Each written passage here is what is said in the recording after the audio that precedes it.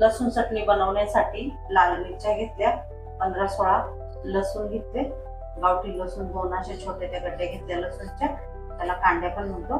त्याच्यानंतर 1 छोटा चम्मच भरून जिरे घेतलं, चवीपुरतं मीठ घेतलं. ते आता आपण दळून घेऊ. आपल्याला कच्च्या लसूणची चटणी बनवायची.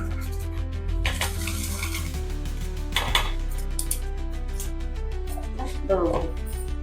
छान मस्त चटणी आपली ही दळून बघू शकता तुम्ही. छान आपली लसूण चटणी बघा तयार झाली.